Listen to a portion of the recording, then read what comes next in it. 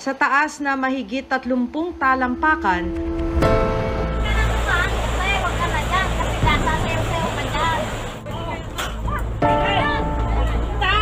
buwis buhay na tinatawid ng ilang estudyante ang isang hanging bridge sa barangay Cebu Springs, San Miguel, Bulacan. Ang batang si Christine Joy Blanco, 9 na taong gulang, maingat na tumatawid sa tulay papasok sa eskwelahan. Mapansin, sobrang mahirap ng daan. Nagtatakot po. Sira-sira na po. Di din po kami dumadaan. Hahawak po kami dun sa may hawakan. Dito po sa gawin na to, buo pa po ang aming tulay. Kaya po okay lang po ditong dumaan. Ito po yung part na siwang-siwang na po. Magalaw na po siya. Isang maling hakbang, maaari siyang mahulog sa malalim at rumaragas ang ilog. Sa parehong tulay, ilang residente ang makikitang naglalambitin sa mga kable ng tulay para makaakyat. Yan. Hindi lang po kailangan, hindi kami dadaan dito. Makatawid kaya sila ng ligtas? Paano humantong sa ganitong sitwasyon ang tulay na ito? Gusto po namin magkaroon ng tulay po para po lahat po ng estudyante, mga mamamayan po dito, maginhawaan na po sila. Sa kabilang bahagi ng ilog, isa pang tulay ang nadiskubre ng reporter's notebook. Sira-sira at wala ng apakan ng hanging bridge. Tanging mga kable at pundasyon na lang ang natitira sa tulay.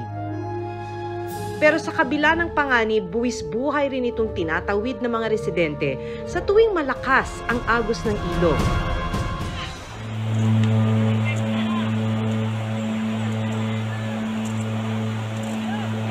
Sa gitna ng masamang panahon sa barangay Cebu Springs, Mawa naman yung mga bata, kaya aga-aga tatanghaliin.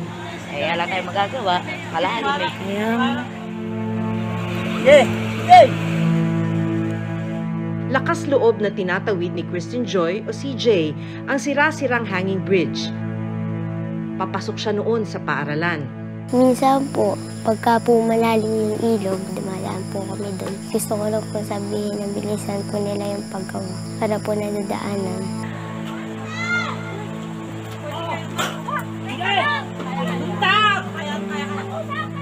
Kuha to ng isang residente dun sa ginagamit nilang footbridge.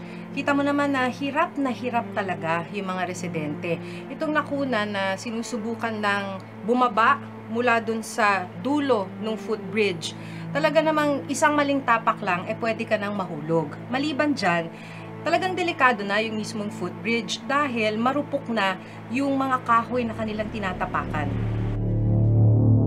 Ang sira-sirang hanging bridge lang daw kasi ang tanging paraan para makatawid papasok ng paaralan kapag mataas ang tubig sa Madlum River. Sira-sira na po. Di din po kami dumadaan sa gilid. Hahawak po kami dun sa may hawakan. Nakakapit po, tapos po lalakad. Pero sa bawat pagtawid ni CJ, ang labis na pag-aalala naman ng kanyang ina na si Crisanta. Siyempre, nag-aalala din po kasi kami, baka po tangay ng ilog. Minsan po kasi talaga malakas po agos.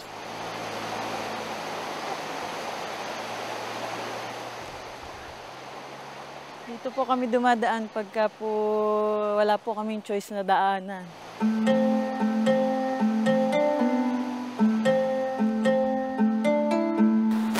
Dito po sa gawin na to, buo pa po ang aming tulay.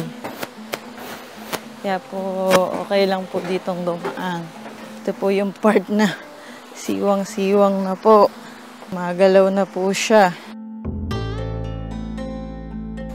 Bababa po tayo sa hagdan.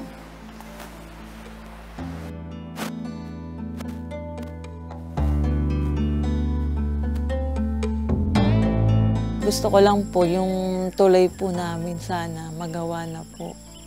Para po yung mga estudyante po, hindi po sila mahirapan. Kasi delikado rin po, baka po abutan sila ng paglalim.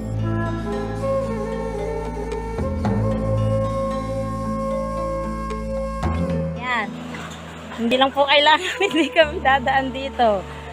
Makapigil hininga rin ang eksenang nakuhanan ng video nitong nakaraang linggo.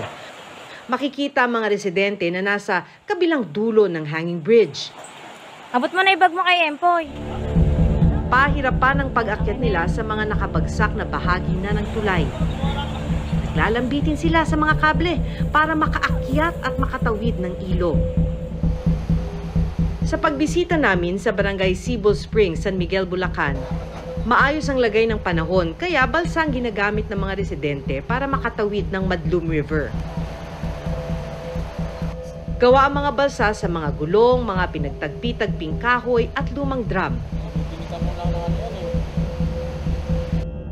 Maya-maya pa, isa-isa nang isinakay ang ilang residente at motorsiklo sa balsa patawid ng ilog na papuntang Doña Remedios Trinidad, Bulacan. Itinulak ito ng ilang residente at patawid sa kabilang sitio. Tulong-tulong naman ang iba pang residente sa paghihila ng lubid para maitawid ang mga residente.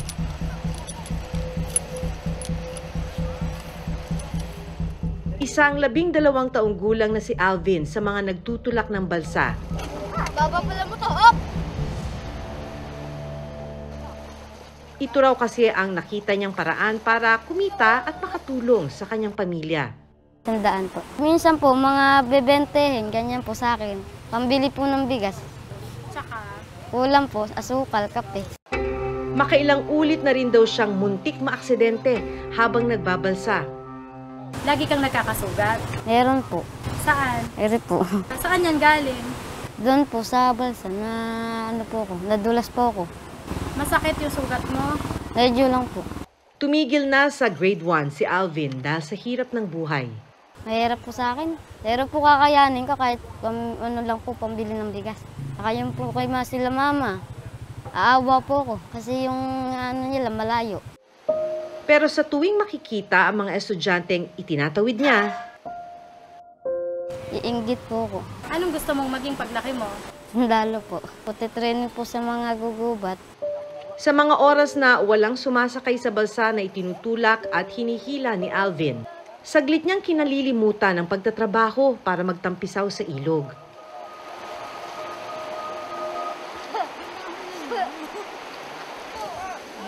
Pagpatak ng alas 5 ng hapon, oras na ng uwian ni na CJ. Sa balsa ni Alvin siya sasakay para makatawid ng ilog.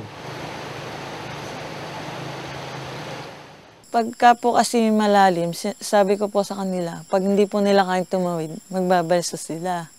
Kahit na wala kayong dala kakong pera, pag ano na lang po bayaran yung balsa po doon. Para po hindi sila masyado. Kasi delikado rin po, baka po abutan sila nung paglalim. Lalo po pagbaha po. Wala pong balsa paggabi po. Hindi po wala pong nagbabalsa paggabi. Kaya po siguro mapapilitan po kayong tumulay po doon sa tulay. Naabutan din namin ang truck na ito na sinusuong ang ilog sakay ang mga pauwing estudyante. Ito pong truck na ito, pagka malalim, dalawa po ito. Yung isa, nakapermis dito. Yung isa, nakita. Mas mababaw yan, dumidiretso po yung truck para makaahon ng bundok. Dire-diretso po na sila, paahon. Pag malalim, nandoon yung isa, standby yung isa ron sa kabila. Tapos yung isa nandito. Obligadong sumakay ng bangka yung mga bata. Ito ang araw-araw na kalbaryo ng mga residente para lang makatawid. Hindi lang po kailangan, hindi kami dadaan dito. Bakit nga ba umabot sa ganitong sitwasyon ng tulay na ito sa Barangay Cebu Springs?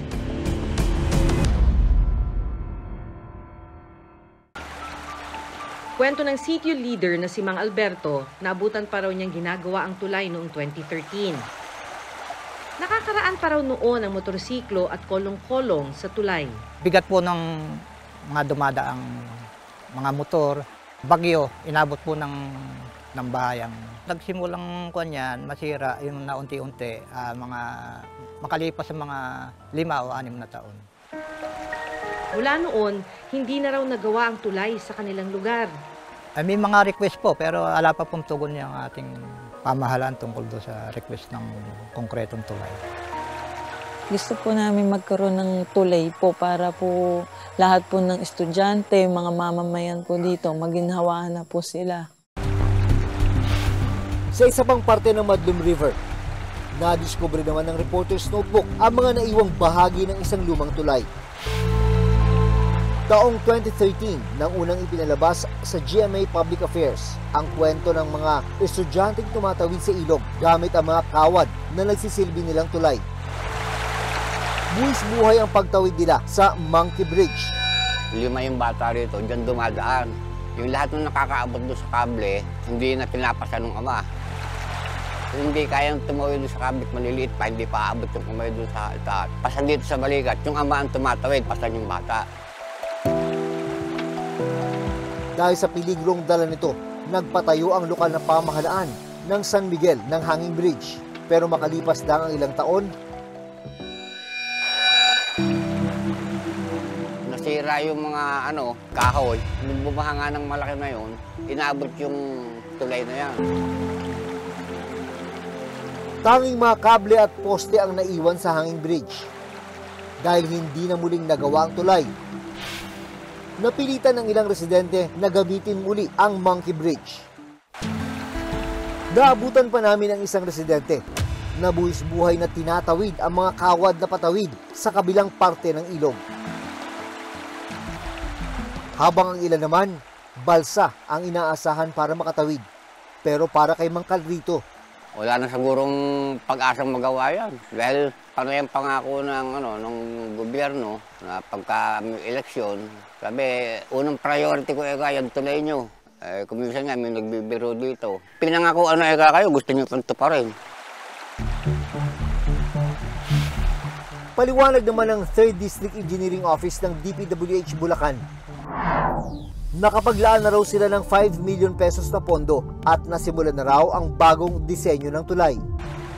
Pero humihingi pa raw ang kanilang opisina ng karagdagang pondo para masimulan na ang pagpapatayo ng panibago at mas ligtas na tulay.